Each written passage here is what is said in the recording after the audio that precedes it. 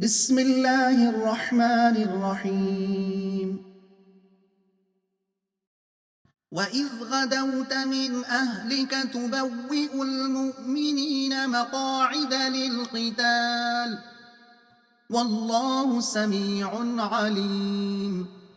إذ همت طائفتان منكم أن تفشلا والله وليهما وعلى الله فليتوكل المؤمنون. ولقد نصركم الله ببدر وأنتم أذلة فاتقوا الله لعلكم تشكرون. إذ تقول للمؤمنين ألن يكفيكم أن يمدكم ربكم بثلاثة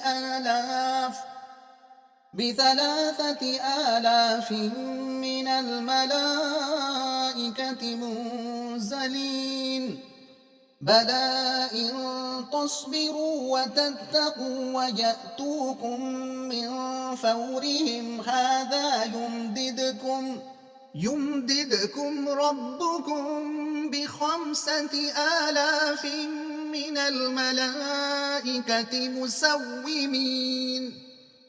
وما جعله الله إلا بشرى لكم ولتطمئن قلوبكم به وما النصر إلا من عند الله العزيز الحكيم ليقطع طرفا من الذين كفروا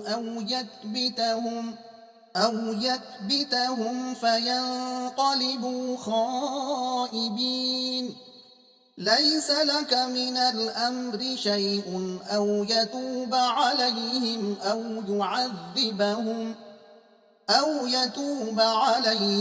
أو يعذبهم فإنهم ظالمون.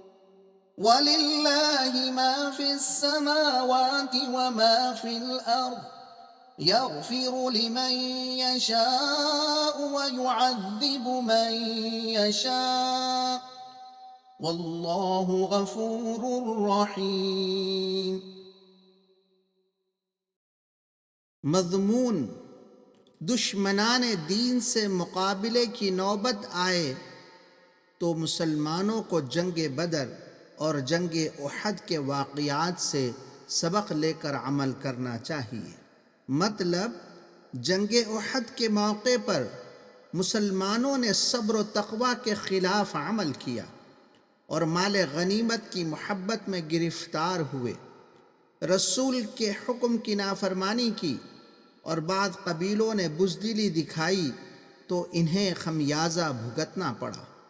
इसके बरखिलाफ़ जंग बद्र में क़िल्लत तिअदाद और बेसरो सामानी के बावजूद अल्लाह पर भरोसा करके रसूल के हुक्म के मुताबिक सब्र व सिबात और बेजिगरी से दुश्मनान दीन का मुकाबला किया तो अल्लाह की नुसरत आई और अल्लाह ने मुसलमानों को इनसे कवी तर दुश्मन पर फ़त्ह कामरानी अता फरमाई।